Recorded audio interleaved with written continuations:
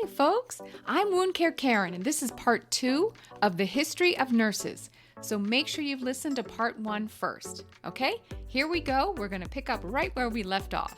Okay, so, all right, let's move forward to 1836. Ooh. A pastor and his wife in Germany, they were inspired by the story of Phoebe from the Bible, right? So we talked about her. Back to Phoebe. Right, back to Phoebe. And so they opened up a deaconess house. Okay. And it was to train females in pastoral care, which was also, again, nursing care at the time. Because, again, It's Christianity, leadership. taking care of each Care. others. Okay. Yes. So in exchange for tuition, the students simply pledged 5 years of service. Wow. And get this, guess who took her training there? Please tell me it's Our Lady of Care, Miss Nightingale. Little Flo. This is where Florence Nightingale received her training. It was in Germany. So, it took off. So many more deaconess schools then followed. Mm-hmm. And so this is when, the actual practice, the professional practice of nursing started to evolve into the profession of Thank nursing. you, Flo. then. She really systemized. She had the right kind of mind at the right kind of time to Yes. systemize something, and she was fearless. Yes, she was. And so let's talk about Flo. All right. So this brings us to the 1850s. Okay. And because of Florence Nightingale, Yes. this is what considered the birth of modern nursing, right? And by no means do we think that Flo was the saintly, spotless, person. No one is. No, If you no want to come at us and be like, well, she did a lot of bad shit. Yeah, and so did you. Right. So stop it. Right. So let me tell you a little bit about Florence. She was born into a wealthy British family, but she actually shunned the traditional Victorian female role. Yep. Right. And like I said, she attended nurses training in Germany, but because of her birthright and her political contacts and, her networking because of her dad and all that. It's who you know. Exactly. Girl. So she was respected and she actually had a voice. So during the Crimean War in 1854, Florence actually wrote to England's War Office and offered her services. Wow. The cojones, right? Wow. You won't let me fight, let me heal on the front lines. Oh my gosh. Amazing. So again, because of her birthright, her connections, she was allowed to take 38 volunteer nurses and 15 nuns. Wow. She took them to Crimea. Yeah. And then when they arrived there, she was shocked to find that, medicines were in short supply, conditions were dark Filthy. and cramped and horrible hygiene. Yeah. Infections were rampant, usually fatal, right? So she immediately started airing out the facilities, cleaning them, implementing hand washing. Which she got so much shit for the hand washing and the cleaning of the bandages. She insisted. Yes. And these physicians, frontline physicians, scoffed. Yes. They And scorned her. They didn't. They're like, what you talking about? So what did she do? She became the first nurse informatics scientist. Statistician. Yes. Love it. So she went around and she Proved it with data. Yes. You can't deny the data. Yes. And that's what turned the whistle on. Turn the whistle. I just made that up. Turn the page on the whole hand washing thing and the cleaning of the bandages. Yes. Isn't that things that By we just using Scientific science? Science. Yeah. So again, because of all that, death rates sharply declined. Yep. They could no longer ignore her. Her popularity and political power grew. And so she wrote a book. Of course she did. Yes, it's she called did. Notes on Nursing. And Yes, that was it in 1859. Whoop, whoop. And so again, this is probably when the term nurses and nursing became Mm-hmm. a lot more popular. And so Florence herself opened her first nursing school in 1860 in London. And I love this. It was one of the first secular nursing schools. Yes. Right? Up until then, nursing training was always associated with churches, Yes. one church or another. Right. Because the churches had the money. Yes. And they again, had the mission. I was going to say, again, all part of the Christian mission. I get that. That's awesome too. Yes, but this was the first secular school. Right. Right. Oh, that's amazing. So this is just another anecdote.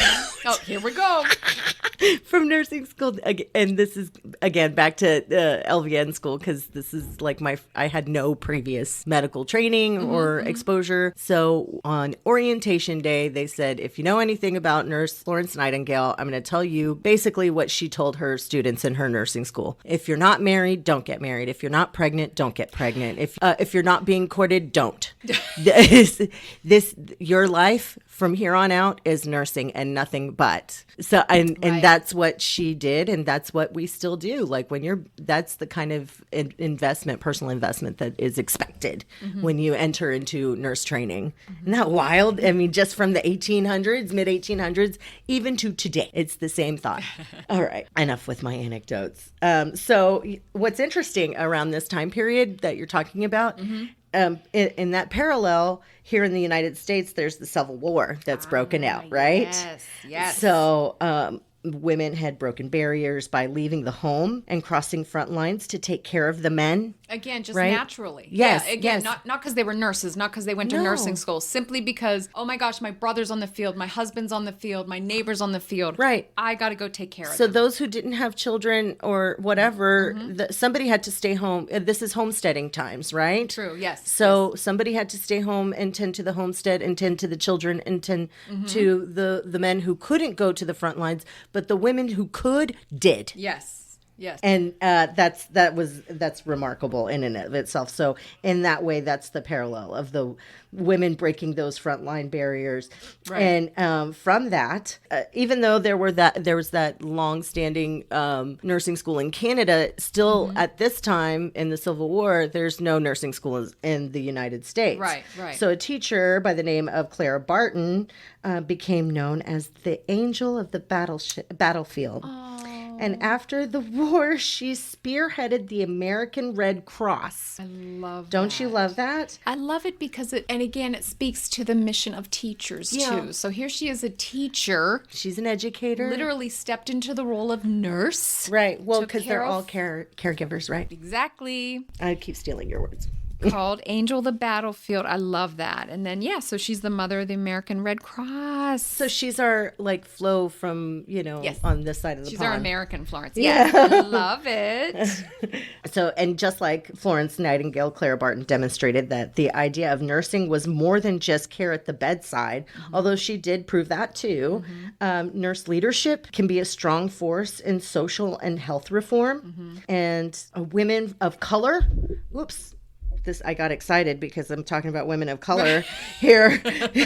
Women of color became nurses too. In fact, the U.S. Navy enlisted 5 Black women to serve as nurses aboard the hospital ship U.S. Red Rover. Wow. That is so in the Civil War, Yeah. 5 Black women were enlisted Right. in the Navy? Look at all of the different ways Black women were used during this period.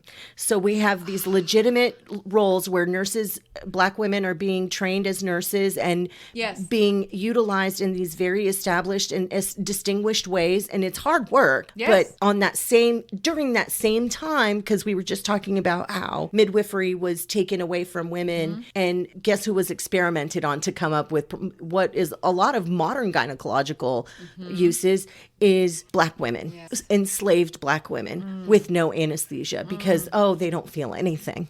Women don't feel anything. And so that is just such a crazy wide dichotomy of practices all during the same period of time. You know what I mean? Yes. But it all kind of has bundled together to be this movement that provided the momentum for a lot of the reform, political and social and healthcare reform that we've seen come out of this from Black women and white women and everyone in between, women in general. Yes. All right. So with that, in 1872, the Women's Hospital of Philadelphia opened, the first nursing school in the U.S. Many more nursing schools followed. Okay, so the first nursing school in the United States was 1872. In Philly. Okay. Right? Love it. The city of brotherly love, is that the right one? That's where my mom went to school. Really? Yes. Aww. Yes, cool. And at first, American nursing schools were restricted to white female Christian applicants. Okay. Are we surprised? They had to live at the nurse dorm and remain single and were expected to remain chaste. Remember the thing, if you're not Yeah, Right, all right. that. Throughout their service, they had these very stringent expectations on themselves, and the New England Hospital and Training School actually allowed one African American applicant and one Jewish applicant per year. So, like, that's what do they call that? Early affirmative action, I There guess, you go. right? Yes. So, a very small quota to fill is what I call it. boy. Okay, but you Whatever gotta you may start somewhere. whatever you may think of that particular piece of policy, it's something. Yeah. At that time anyway, revolutionary. And in 1897, Mary Eliza Mahoney became the first African American to graduate from a professional nursing school. Oh, awesome. Yeah. Unfortunately, Okay. the name of the first Jewish graduate has been lost to history.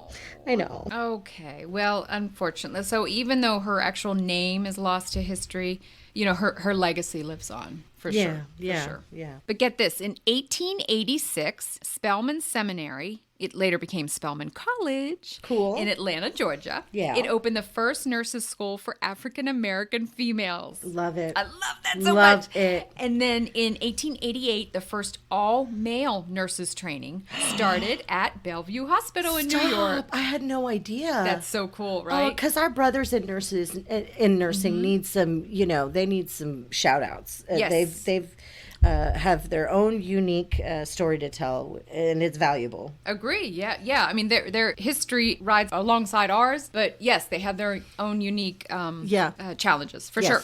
So in the late 1800s, cities started funding nursing missions to go into the homes of the poor and to take care of the sick. This quote unquote home health.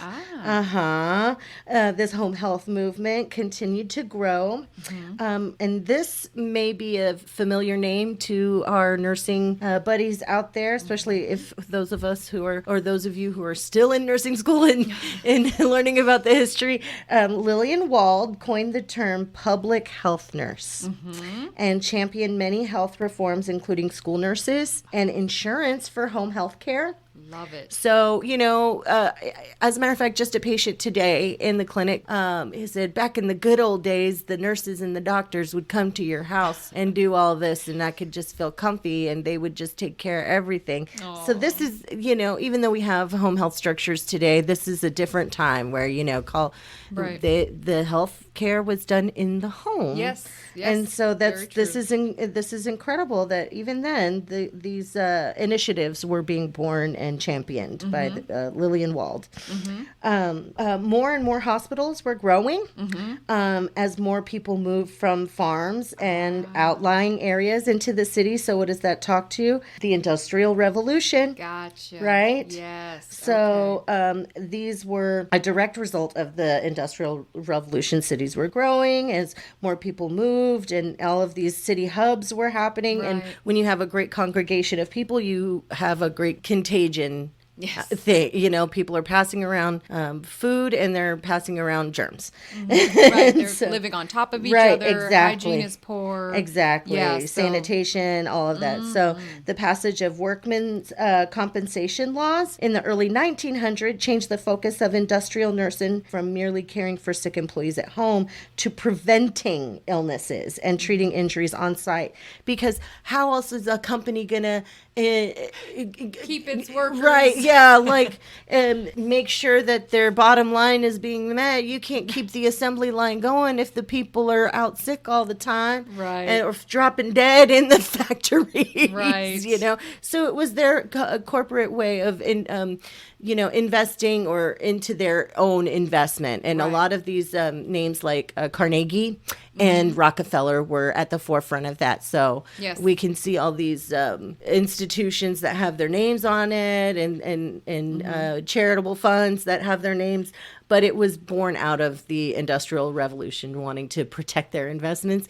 And Right. they did it with charity and altruism, what appeared to be so. But we benefited. Yes, we did, and I'm sure there were charitable times and altruistic times. I'm sure I don't think it was all greed. I don't think it was all corporate greed. I think part of it, just like what we were talking about before, it was a calling, like it was an expectation. If you were in this particular set of, tier of society, if you were extraordinarily wealthy, what was expected of you was to also be charitable. Yes.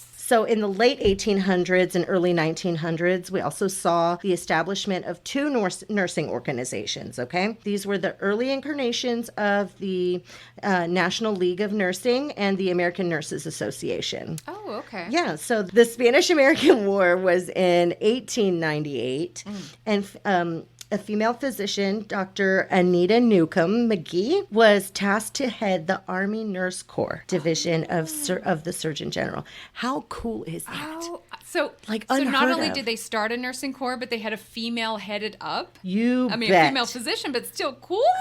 So we've got a female physician, right, in the late 1800s, mind-blowing in itself. Right. Right? And she's tasked to head up a whole division, Wow. a new division. Yeah, inaugural. Oh, Right. That's so cool. I mean, just totally glass ceiling shattering kind of stuff. Yes. Amazing. Awesome. So that was the actual start of the nursing corps Right. in the military. Right. That's right. so cool. Right. That's so Which cool. many men and women have, come out of and made great strides. Yes. All right. So continuing on in the early 1900s, this is when individual states, in the U.S. here, this is when we started forming our own nurses association. Because they were trying to establish occupational standards or professional standards and regulate licensure. Okay, so nursing leaders, they were eager to legitimize the profession of nursing in the eyes of the public, and they wanted to improve educational standards and raise the quality of professional nursing, right? Wow. Yeah. So Makes sense. North Carolina was the first state they passed the Nurse Registration Act. Oh. How cool is that? And then Wow. that was followed by New York, New Jersey, and Virginia. But unfortunately, older nurses who hadn't necessarily kept up with current, techniques, see. or students who had attended schools that were below average standards, they were afraid that these registration acts would be too strict I and would see. prevent them from obtaining work. So actually, some of them left the state. Oh, right? They were okay. threatened. They felt threatened, right? I They were see. concerned. So in 1908, Mary Eliza Mahoney, she started the National Association of Colored Graduate Nurses. Oh, I And love it. she did it because at the time the American Nurses Association was segregated. They did not allow black nurses in. So she started her own association, Damn right. right? Damn right. And because of her movement, then it eventually helped to desegregate the military nursing corps in World Wow. War II. Wow. And then finally Wait, in- are you telling me? Okay, what are the dates?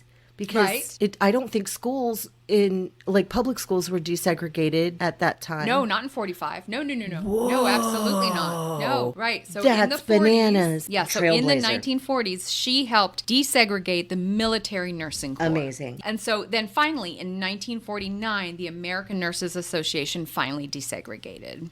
Amazing. In 1909, the University of Minnesota opened the first university-based nursing school. Okay, so up until then, all nursing schools were hospital-based, Yeah, right? uh-huh. Feeding their own, right? Yes, like we have that now.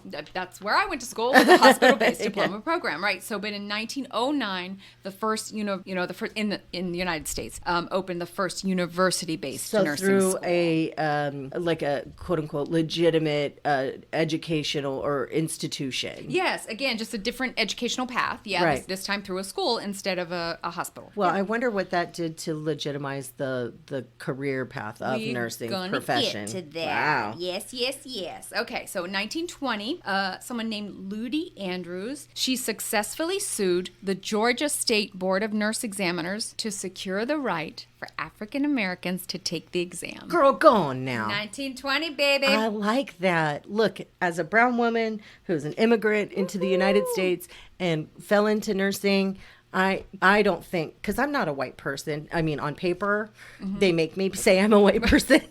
But I'm not a white person. And not to say that there's anything wrong with that, but I just know that if it were a different time, I would have struggles that I don't have because of the efforts and struggles and just total barrier breaking Right. movements that these women before us have. I'm so grateful. Wow. Cool. Okay. So what does that bring us to? It's a huge chapter in America, which once again shifted the paradigm of nursing First World War, over 22,000 nurses served in either the Nurses Corps of the Army, Nurses Corps of the Navy, or the Red Cross. Wow, so 22,000 nurses. That's a massive number of in human World beings. War One. Yeah. Wow. Yeah. At a time where things were, I mean, not they like they are today. Oh, no. Right. Right, As this far as early the 1900s. Yeah. right, Wow. the mindsets is we're just coming out of slavery, you know. Wow. So, and then secondly, the flu pandemic of 1918, right? So this is what some people might consider to be the Spanish flu. Right. Gotcha. But We've all it heard of didn't that. come We've out of learned Spain, you that. know that, right? Right, It's- yeah. Well, if just- anybody wants Just to... like the China virus. Right. Yes. Oh my God. Well, and it didn't, the China, anyway. So if you guys want to learn all about the Spanish flu, I highly recommend a podcast called This Podcast Will Kill You from Exactly Right. Their very first episode 5-6 years ago is all about the Spanish flu. And they talk about the history of it and what it did socially. And it talks about the nursing and everything. So there's a big piece of the puzzle here that is connected to that podcast. Okay. Highly recommend. Okay, So- let me link that in our show notes. yeah. Okay. Cool. So it comes out that the Spanish flu was called the Spanish flu because none of the rest of the world that was affected by it was reporting about it, because it was thought that if they were to talk about it in the newspapers or let it be known, because we're at war, right? Yes, So it would make us look weak. We look weak. Oh, Right. against So, our but the enemies. only journalists that were reporting about this health pandemic was in Spain. We're in Spain. So, not that it originated from Spain, but they were Right. the only ones who were brave enough to talk about it. So it was called the Spanish flu. Isn't that wild? Anyway, I digress. That's all right. Thanks for that TED Talk. And thank you for my So we're in 1918. It's the flu pandemic, Spanish flu, and many quote unquote seasoned nurses were stationed over in Europe taking care of our troops. Right. So at home in the U.S., it was the nursing students. Wow. Who really bravely frontline, like think of coronavirus or Yes. COVID-19, and nursing students weren't anywhere near allowed to go and tend to patients. Now let's flip that on its ear. A deadly pandemic of that nature, there are no seasoned nurses here because they're Right. all overseas. So you've got these babies Yes. out there just diving in and helping people, and they're taking care of the infirmed in the hospitals and Right. on the front lines of that. So as we're fighting a war overseas, we're also fighting a healthcare war at home, and these nursing students are fighting it. Wow. So an estimated of 675,000, so over 500,000 Americans died of the flu, and worldwide estimates are over 20 million. So, and that's what year was that? That's in the early 1900s. Yeah. Oh my gosh. And it's just a massive number of lives lost. Yeah. And kudos to the nursing students who put their lives at risk, and I'm sure Yes. lost their own lives in the meantime. Exactly. Without whom we would not be here. Right. After the war, the profession grew. More and more schools of nursing emerged. Awesome. So in 1925, the Manhattan Midwifery School, love me some midwives, was the first nurse midwifery program in the United States. Okay. In Right? 1925. In Awesome. 1925. Awesome. So this is a dedicated school that focuses on a particular specialty, which is huge, you know. And since then, we've got so many nursing specialties, but this is our first. Yeah. Right? Oh, awesome. So Mary Breckenridge was a nurse who was devastated by the deaths of her children in 1916 and 18. So she traveled to Europe and the UK and sought extra training as a midwife. She took her grief and turned it into healing, right? As a nurse does. Like what you were saying, if you're a mother, you're a nurse. Yes. Right? Yes. So she moved to Kentucky, which some say is the actual ground zero for Spanish flu. Oh, interesting. She moved to Kentucky and was aware of staggering rates of maternal and infant death in the rural area. She established the Frontier Nursing Service. I love right? Nurses on horseback. Yes. With nurse midwives often traveling on horseback to these underserved areas. The service effectively reduced maternal and infant death rates to below national averages. Awesome. If we could see something like that turn around with those numbers again. Yes. Amazing. Yes. I would again, love that. So again, like a Florence Nightingale Yes. of her time. Yes, And yes. she, again, just like Florence Nightingale, she was poo-pooed that they were, when she went to Kentucky, I can't remember if she was from there originally or why she actually just moved there. But again, all part of the, the Appalachian Mountain region. Yeah. And of course the men told her, no, you can't possibly nurse these women in the mountains. You can't get to them. Oh. She said, Bet. bullshit. Yeah, exactly. Watch me. Watch Hold me. my rucksack. Give me some horses. Yeah. And sure enough, Yeah. her and her nurse midwife compatriots got on horseback and traveled the Appalachian Range to reach these women out in these rural areas. I wonder. Because I wasn't there. I know, it's for all of my anecdotes, this is one place I haven't been. I just wonder, because there's such a rich history in Appalachian cultures that have a lot of what we would call like backwoods, witchery or superstitions or what was one I heard? Don't leave out this, or if you got to leave out the same door you came in at, or else the spirit. It's stuff like that, right? Yes. Which ties back into the whole witchcraft thing, because in these remote areas, you have to use the environment that's around you, right? Yes. So here she comes with her knowledge, and you're not going to be able to carry they weren't wrong with saying you can't help them because you can't up get until then they couldn't. Yes. Right. Because no one was thinking outside the box. Right. So here she is. I'm going to take my knowledge and your available resources, and we're going to create some healing. Yes. Nurses and witches. Let's go. Let's go. On horseback, baby. On horseback. Yes. I'm going to tie it around to witches, whatever we do. Whatever we do.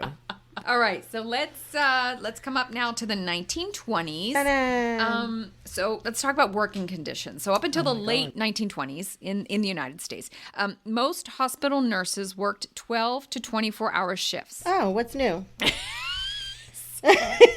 So now there had been some efforts to try and reduce the shifts. Again, what's new? But these were largely unsuccessful. And what? But so think about it. Late 1920s, though, Great Depression. Yeah. So the government then saw these schemes to try and reduce hours as actually a way to try and increase employment, right? So instead of employing one nurse for a 24-hour shift, they're like, no, we have all these people out of work. Why don't we shorten the shifts to 8 hours? Okay. Boom. Now you've got to hire 3 people. Oh, wow. Okay, so you understand, I see. Yes. I see. It became all part of like a greater, movement. a welfare. Yes, exactly. Right. So all of these different motivations sort of became entangled. Yes. The vision is becoming clear. So now in 1934, then again, right after 29 was the Dust Great Bowl. Depression. Okay. Elvis. So in 34, then the American Nurses Association actually made a formal recommendation to try and reduce the shift to 8 hours. Yes. But many hospitals remain opposed to it for decades. And still today. Yes. So in 1935, the Social Security Act was passed, and part of that provided funding for training for public health nurses. Amazing. Again, they're thinking of ways to create new jobs for people. Right. So at the same time, the Works Progress Administration, remember that, the WPA? Yes, It was a federal relief program. Yeah, it was part of the New Deal, right? You got it. Yeah. And it helped provide work for unemployed nurses as public health nurses. So they literally created jobs for nurses to find work. Right. Yeah. So these are the nurses that we would hear about back in the day. These public health. These are the nurses that are going door to door to neighborhoods. Yes. And saying, what are your needs? Let me give you some vaccinations that are available. That's exactly Let's see what's going on. Let's give you the education. Let's show you how to restructure your habits to prevent illness, so you guys can get out there and get to work. Yes. Let me check your well water. Yeah. Yes. Exactly. Amazing. So you're gonna love this. So here's a fun fact. Up until 1938, Okay, so in the United States, up until 1938, anyone could work as a nurse. Wait, what? Anyone. Even if they didn't have a license, they could work and get paid as a nurse. The only restriction was they couldn't call themselves a registered nurse. Oh. See the difference?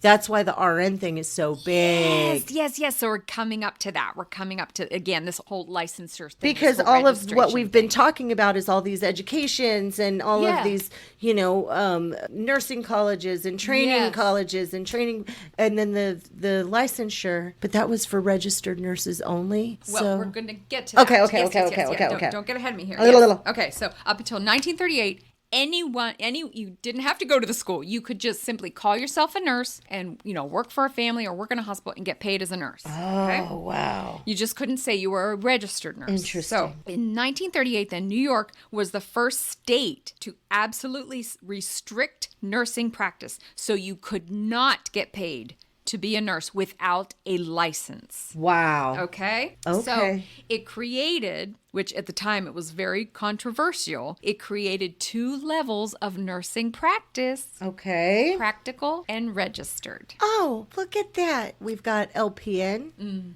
and RN. Yes. Interesting. So way back I've been in both. 1938. All right. So now in World War II, the Nurse Training Act of 1943, it was also called the Bolton Act, it provided federal financial aid for nurse training. And it also created the United States Cadet Nurse Corps. Oh, cool. So student cadet nurses, they weren't required to enter military service after they finished their training, but they were required to spend at least 6 months working in a healthcare facility. That's a pretty good trade. Yeah. 6 months of work for nurses school? Yeah. That's awesome. Do it. Yep. In 1946, the government then passed the Hill-Burton Act, which paid for construction or renovation of hospitals and public health centers. So at this time, the number of hospital beds in America, it rose significantly. Yeah. Okay, so this is late 40s, early 50s. Okay. This rapid growth of capacity, unfortunately, it happened at the same time that many war nurses quit the workforce to stay at home, right? Because now their husbands are, so it's so now they got to stay home and raise children because this is baby boomer time. They're having kids, right? Right. Rosie the Riveter went back home and got behind the stove. Right, exactly. Yeah. So that created a very large nursing shortage. Yeah. So in 1948, then, the exchange visitor program allowed foreign nurses to work on U.S. soil. Whoa. So that was in 1948, and that was in direct response to that need, Wow. Yeah. This is wild to me because Yeah. we can, as we're going through our different bits Yes. and pieces, these separate puzzle pieces are forming together, and you can see them more as instead of puzzle pieces, you can see them as movements that lead one into the other. Yes. You can feel the momentum. Yes. It's amazing. Okay, so talking about education again. So in 1949, Yale began offering master's degree programs in mental health, public health, and midwifery. Okay. Okay, so that's master's degree in 1949. That's amazing. And then in 1952, the first 2-year associate nursing degree program began. Oh, wow. So associate degree programs became very popular. And by the 1980s, they had outpaced everything. They had outpaced the hospital-based diploma programs. Yeah. So, but... And you were a diploma nurse, right? I was, yes. But honestly, all these different pathways and levels of nursing, they just confuse the public. They still do. Yes, they still right? do, yeah. And it simply fueled the ongoing debate over which type of nurse was appropriate for a particular healthcare setting. I see. And that debate certainly continues Absolutely. to this day, Which for is sure. very unfortunate. It is. It's a quagmire, and I'm not sure of the way out of it. Again, just because of all the different pathways. I think I have an idea, but people won't like me. We'll put a pin in that then. Yeah, we'll put a pin in it. Awesome. We're going to have an episode where it's like the pin popper show. All these pins Pins. from Podcast 11. Podcast pins. Oh my gosh. Okay. So, on the heels of what you're saying, because we had this great debate, the lessons learned from the Korean War in the early days of the 50s, this is the time where women are going to university to get what kind of degree? The MRS. You know what I'm saying? So this is amazing. So in that time, from the lessons that we've learned from the Korean War in the 1950s with the Mobile Army Surgical Hospital, like MASH, right? Yeah. Do it to me, lips. Hot lips. Hot lips. Yes. Okay. Okay, so we've got MASH units and advanced life-saving technology. This ushered in a new world of nursing. Yeah, it did. So in 1953, the first critical care or intensive care unit, so these are the ICUs that we know of today, Okay, right? okay. They opened in a few hospitals in New England. Different than large hospital wards of the past, these new units concentrated on a small number of physiological unstable patients. So these are your critical care patients. Like this is so commonplace to us now. It This is is revolutionary now, to right. them back then. But that's not Higher too long acuity. Ago. That's not so long ago, though. That's the 1950s. Yeah, but we're older. So these like nerds in the front here that are babies, they're like, that's like a genius years ago. No, but it's true, though, It's because, true. when you think of old-timey nursing, you think Right. of these huge wards, 30 people, 40 Right. people, just huge. Yeah. And the nurse's station is way at the end. Right. Yeah. And we're smoking over there, and there's no call light, and it's just like we're doing rounds, and it's still hard work, but it's now we've got the foresight to say, okay, let's separate this by acuity. Yes. Right? Yes. So we've got higher acuity, smaller number of patients, more concentration of ratios. And better life-saving techniques. Yes, Now yes. we have, ventilators Right. and cardiopulmonary resuscitation. Yes, so It's a way to better conserve. life-saving techniques. Yes, so it's a way to conserve all of that technology to a place where it's predominantly needed. Gotcha. It's Yeah. very smart. Yeah. Oh, yeah. So that's interesting that this came out in the 50s. Yeah. Right? Yeah. And again, with the nurse to patient ratio was much lower than general nursing wards. So and that's still shown today. So your med surge floor and then your ICU. It's totally two different worlds altogether because they're two different acuity levels. Right. So in 1964, the Nurse Training Act helped to increase enrollment in nursing schools and improve the educational structure of nursing. Cool. In 1965, Medicare and Medicaid legislation was enacted, all right, increasing access to health care by the elderly and the poor, Yes. all right, and the demand on the hospitals and healthcare system dramatically increased. This was also the year that the first nurse practitioner program was offered in the U.S. Oh, 65. 65. I mean, which I when I was reading this, I was like, you've got to be kidding me. Wow. I couldn't believe. I thought the nurse practitioner thing was more recent than that. Yes, I agree. Yeah.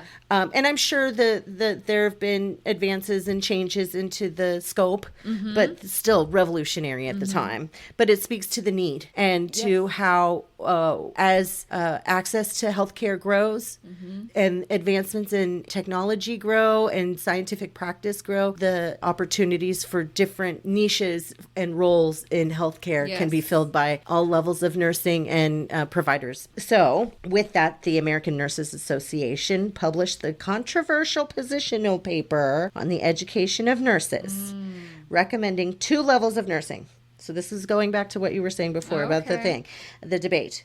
There's a technical level, which required a minimum of 2-year associate's degree, and a professional level with a minimum of a preparation of a baccalaureate degree. So this is your 4-year degree. And in 1965, this really pissed off the 78% of the nurses at the time who were graduates of a diploma program. So, and this was in the 60s, right? And and look at how far that's come because it's still happening. Yes. Right? Yes. So you've had a diploma degree. I've had an LVN, an associate's, and an RN Right, with the because BSN. Because what they're suggesting them, if I'm reading this correctly, is they're suggesting that LPNs or LVNs Yeah, depending on the have an state. associate's degree. But that's not real. But that's what they're suggesting. Yeah, but well, here's the thing.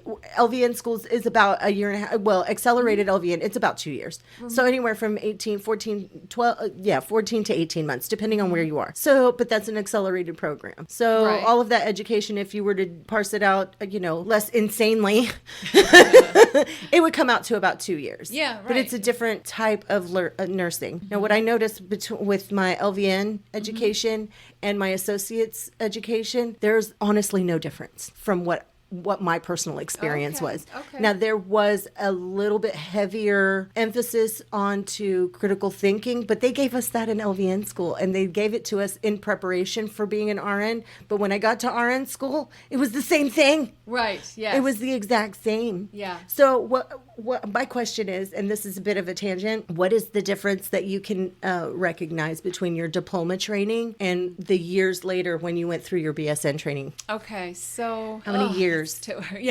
26 years between them, but just a lot more theory. I That's see. all- that's all. And leadership training versus yes, practical training or bedside training? Yes, exactly. Okay. Yeah. Was it 2 years for the diploma program? It was a 3-year diploma program. Oh, so yes. kind of like the sweet spot in the middle. Yeah, it was awesome because the school that I went to, Altoona Hospital School of Nursing, had a contract with Penn State. Uh-huh. So our first year we spent on Penn State Altoona campus and also in the hospital. So we'd, learn to make the beds in the hospital, and then we'd go to the Penn State campus and learn, microbiology, Yeah, biology, all et of cetera. your didactic courses. Yeah, so it was what a great amalgam of school and hospital. Yeah, right. as it should be. Oh, it was awesome. I Very cool. absolutely loved my nursing school training. I'm so proud of it. Yeah. 1994 class of Altoona Hospital School of Nursing. Let's bring us up now. Yes. Because another thing was happening in nursing in the 60s and 70s. Okay. And this is the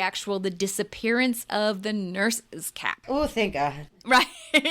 Now, let's go back. The original nurse's cap had actually evolved from the nun's habit. Yes, the sisters, the six Exact- sisters. Right. It would have. It would help, hold their hair back, Yeah. and also identify them. Yes. It's wherever you were, you could tell that they were a nun. And again, same thing. Wherever Right. you were, Don't you can shoot. tell that a nurse is a nurse when she has Yeah. a cap on. So just like the nun's habit, so you could tell what church a nun belonged to by the different habit, right? Oh, right. Okay. So nursing schools did the same thing. They adopted different caps. So you could absolutely tell what school a nurse went to just by her cap. No kidding. I did not know about that. My turn for an anecdote. You're going to love this. I love an anecdote. As I said, my mother was a proud graduate of 1956 graduate of Philadelphia General Hospital. Woo. And so her nursing cap was very unique, Massa. Okay. They called it, they nicknamed it the muffin cap because it looked like a little, the paper that goes around a cupcake or a I'm muffin. looking this up now. Right? Oh my God. Yeah, you have to look this up. Philadelphia General nurse's cap. Get out of here. It looked like a little muffin cap. It was fascinating. The problem with nursing caps was hygiene. Yes. Right? Because they're the material of them, you couldn't just throw them in the wash. You No. couldn't wash them. Comfort was also a factor. Yeah. Anyone who's worn a bobby pin in their hair knows what I'm talking about. Girl.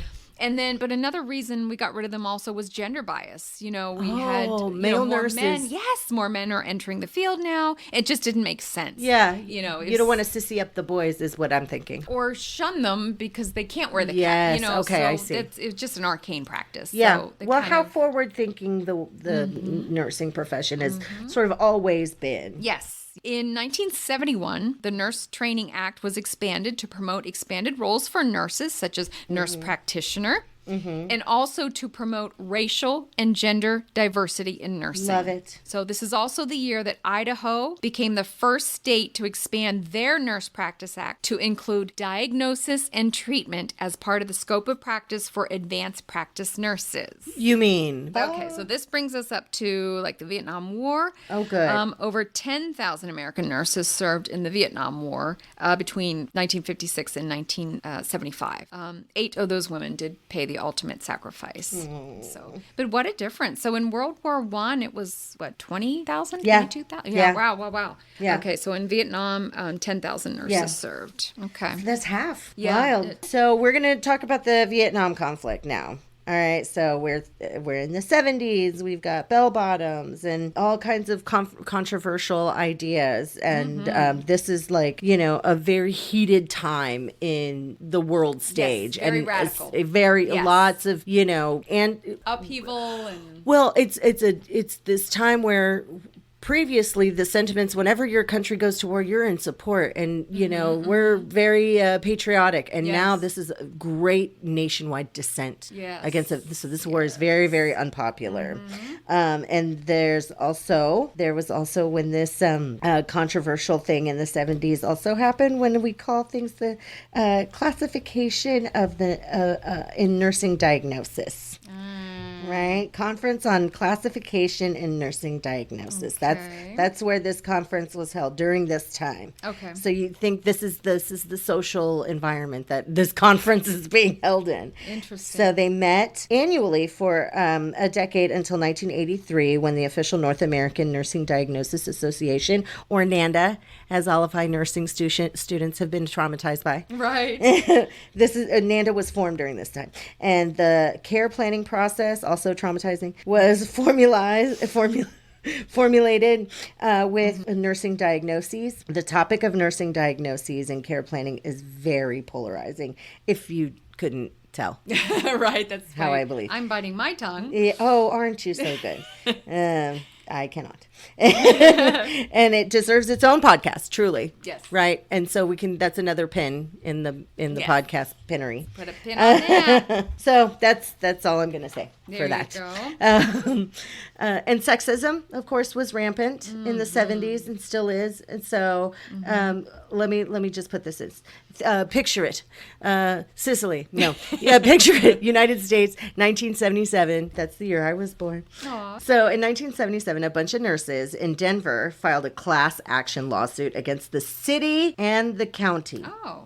They argued that male-dominated city positions, such as sign painters, tree trimmers, tire servicemen, received higher-paying starting salaries than their female nurse counterparts. What? Wait, so sign painters You bet. made more than nurses? Tree trimmers, yeah. So these, let's think of it. These are all people who are in public service. So, and these are manual labor jobs. Right. Right. And I don't know how much training and education has to go into a sign painter. If you're a sign painter and you do the damn thing, please let me know. I'm not dissing on your profession. I just don't know about it. But at the at that time, Right. a tree trimmer was getting a higher starting pay. A male, let me say this. I don't know how many female tree trimmers they were at there, but a male tree trimmer starting salary was higher than a nurse, right? What? Yeah, like your brain is mush, my brain is mush over tell this. me they won then. Clearly So do you think they won? What? They had to have. Ha ha. So the defendant was quick to point out that the other nurses in the area who didn't work for their city, so these are city nurses, right? Right. Okay, right. versus perhaps public health nurses right, or school right, nurses. right. So they were So- paid by city and county. Yeah. So those other nurses in the area who didn't work for the city were paid same as what the city was paying for the nurses. So, and that there was no sex discrimination, no gender discrimination, because at any time they would hire female to work as a sign painter, tree trimmers, and tire service people for the higher salaries. So the male judge ruled in favor of the city. Because why we're still having this fight today. I know, but it's just, it just angers me so much. Right. Because what was their defense? Well, other nurses in the industry that aren't in. This is all you gals should expect to make. Why are you trying to cause trouble for your other?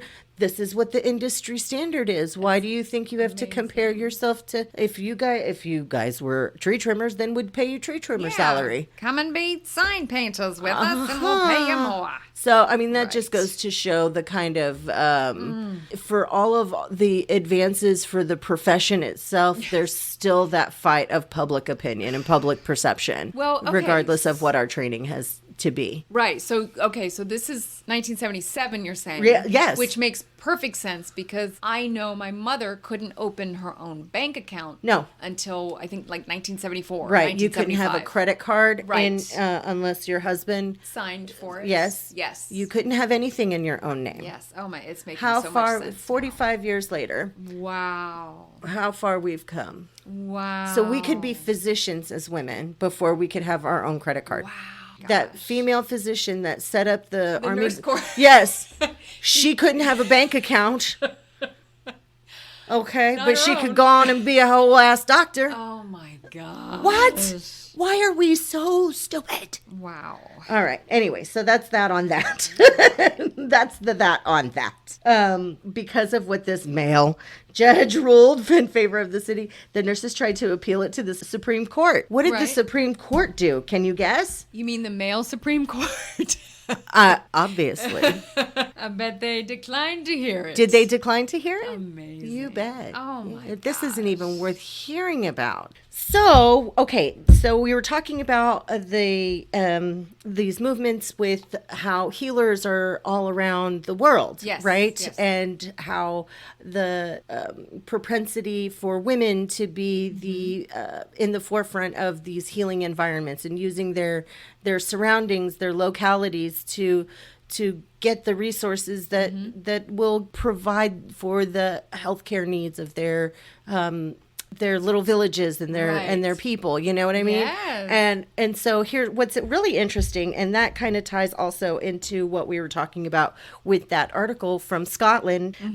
Of course, again, witches. So there's this. This is really, really cool. There's this book called "Witches, Midwives, and Nurses" by Barbara Ehrenreich, I think is how you say it. Okay. Barbara Ehrenreich and Deirdre English, and it was published in 1973. And it talks about, and this is during this second wave of feminism. So think Gloria Yes. Steinem, and think about like trying to expose all of the ways that a male-dominant society has tried to push women to the fringes and overcast the advances that we've been making Yes. all along and setting the foundation for all of these cultural practices, medicinal practices, healing practices, and then and not just with healthcare, but in other areas. But this book in particular is towards healing, and so it speaks to how the pushing of women out of these arenas also set up the commercial healthcare system as a commodified industry. Right. Right. Right. And yes, so they could make money off of it. exactly, and exploit. And Yes. so, and it had a resurgence in 2010. Very interesting. The book did? So yes. it became yes. popular? Oh, it that's became so popular. And cool. it was a pamphlet. It's actually a pamphlet. Oh, okay, So you okay. could call it like a very, it's a book. booklet. It's a Okay. booklet. Okay. Yes. So what was called a pamphlet is like a small book, a Okay. thin book. It came out in 1973. And then in 2010, it was republished. Okay. And now it's gained a lot of resurgence, and I bet. it depending on who's reading it, you're going to get a lot of political and theoretical information, healthcare information, Social, yes. sociological information, and spiritual for those of Awesome. if it speaks to you on that way. Okay. Well, I'll link it in my show notes. Yes. And then why don't we do a giveaway? You know, in honor of Nursing Month. Love it. Why don't we have, so let's do this. The very first person to email me, contact@woundcarekaren.com, mention this episode and ask for a copy of that booklet, I'll be happy to send it to you. I can't wait. Yay! And you know what? And if you want, if you're not one of the first ones, we'll let you know. We'll send you a link on where to get it on Amazon. You can get it for your Kindle or on the paperback. Awesome. Yep. There was a big shift in the hospital system in the early 80s. Okay. Up until that time, Medicare and Medicaid funds paid the hospital on a retrospective system. So, like, the hospital would render care, and then Medicare and Medicaid would provide the funding. Right. So That was like, the if system. a patient's in a hospital at that time in the 80s, before the 80s, the patient was in the hospital, whatever that hospital did to the patient, with it, Yes. an x-ray, lab work, The hospital had surgery. its free reign to do what it felt Right. It to would do. just They run would up the practice tab. medicine. Yeah, it would just run up the tab, and then at the end, Submit they the would bill to send the government. Yes, to Medicare and Medicaid. Yes. And that's how that was paid. Right. Yeah. That's retrospective. So starting in the 83, a prospective system was initiated. That's with a flat payment based on patient's diagnosis. So no matter how long a patient was in the hospital, whether it's 3 or 20 days, if it was for like CHF, then that was the flat fee that the hospital would get. Right. So they only got that set amount of money. And it was based on a list called diagnostic related groups, or DRGs. Right. And this is the system we use today. Yeah. Hospitals who treated patients for less than the reimbursement rate were allowed to keep the extra money. And hospitals actually lost money on patients who stayed longer or required extra services during their stay. So hospitals quickly adjusted this new scheme by discharging their patients faster. Does this, and what year did this happen? I'm sorry, 83. What year is it now? 2023. So because of that, they did this quick turnover thing, and this led to several changes. A higher acuity of patients in the hospital, so only the very sick were still hospitalized, right? B, a huge growth of LTACs. So what is that? That's the long-term acute care. Okay. So this is like, think of it as a giant step-down unit. Right. So, and then we have SNFs, so that's a skilled nursing facility, right? And that's what you see a lot, well, when people will say, oh, they sent me to the nursing home, because a lot of nursing homes, they'll have the long-term side where half of the building is for the people who live there, and the other half is for the people who are not sick enough to stay in the hospital, not sick enough to go to long-term acute care. This is subacute care, And not well but enough they're to not go well, home. not well enough to go home. Yes. They need skilled nursing, but it's like that other step down. So it's the second step down. Yes. So they have the SNFs, skilled nursing facility, and then home care services. So these are people who are well enough to be at home, but still need some skilled nursing, but they don't need that 24/7 skilled nursing attention. Yeah. So the discharge patients just they have to go somewhere. Yeah. So it's either this LTAC or SNF or home. Yes, correct. Right. Okay. And then whatever. And so in 87, North Dakota became the first state to pass a law that required a BSN, so that's a Baccalaureate of Science in Nursing, for an RN licensure. So the way I understand this is that in order to be an RN, you have to have a 4-year degree. Wow. That's in North Dakota. And then an ADN, so that's the associates, for an LPN, or licensed practical nurse. So what used to be a 2-year degree or for a registered nurse is now for a licensed practical nurse. And that law was scrapped, thank God. So I scared you for nothing. Yes. So that kind of... in 2003, and what do we put that up to? Shortages of nurses.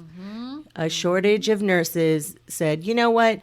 We would love for this training to be real, but sick people are still sick. Interesting. And college is expensive. That's interesting. Isn't that wild? I didn't realize that, because remember we talked about this. This is exactly what the American Nurses Association had controversially, recommended. Yes. I didn't realize that a state actually went through. Yeah, but with it. how it didn't last. No, it's very short-lived. It's not sustainable in the real world. Exactly. And I could go on. And then put a pin in it. Put a pin in it. All right. Well, that brings us up to the 1990s, baby. Woo! Fresh Prince. Woo. One of my favorite decades. Yes. All right. In 1993, Eddie Bernice Johnson was the first registered nurse elected to Congress. Gone now. And she actually just retired. She just retired in January of 2023. Okay, so from 93 to 2023. Awesome. I love it. She's the millennial of Congress nurses. Right? I love it. And she's an African-American woman. She broke many barriers in her lifetime. Yes, she did. And happy to say there's an elementary school in Dallas that is named after her. Yay! That's so cool. Very cool. You know what else happened in the 90s? Oh, my God. Wound Care Karen graduated from a diploma program in 1994. Yay. Loved it. And the rest, as they say, is history. We love that for her. Love it. And so that brings us up to the 21st century, which is no longer history. We're living it. We're making it. We are. So in, 2020, Wound Care Karen got her bachelor's then. Yeah. Yes, I was she did. 50 years old when I graduated with my bachelor's degree. You don't look a day over that other. Yeah. You are so hot and so beautiful. This girl has poreless skin, I'm telling you. It's sick. I'm 45 and she looks younger than Oh, me. stop it. I need whatever witchcraft she's putting on her face. There you go. Folks, they don't know it, but this episode was sponsored by Sutter Home Wines. In 2003, the Kansas State Nurses Association developed and designed the Nightingale Tribute, which is used to honor deceased nurses. So they started the first Nurses Honor Guard. And since that time, there are many more Nurses Honor Guards across the United States. I am a proud founding member of the San Antonio Nurses Honor Guard since 2021. Check out my podcast, episode number 14, for more information on Nurses Honor Guards. All right, so I'd like to make a motion. I make a motion that we officially go back to calling ourselves priests and priestesses of Isis. And I second that emotion. Yay! And I'll make a potion. Yay! All in favor. Aye, yay! Aye, woo! The motion carries. Amen. Woo! Massa, thank you so much for jumping into the TARDIS with me and going back into nursing history. You bet. It's always such a great time with you and with all of our pins and tangents and God knows what else we get into with Muffin the chaos. caps. Yes. I just like being in the TARDIS. It's bigger on the inside. Yes, it is. All right. Folks, this podcast was recorded in my studio on the hill in San Antonio, Texas in May of 2023. It was written and developed by Massa Karazi and Wound Care Karen, and it was edited by Wound Care Karen, and I did it all while getting the pool ready for Memorial Day. The views expressed here belong to me and my guest and not our employer or affiliates. If you like what you heard, please subscribe and give me a 5-star review. If you have ideas for future podcast content, please drop me a line at contact@woundcarekaren.com or message me on Facebook, Instagram, or YouTube. I'm Wound Care Karen, and please remember, folks, time does not heal all wounds. So if that happens to you, please seek help from a wound care professional.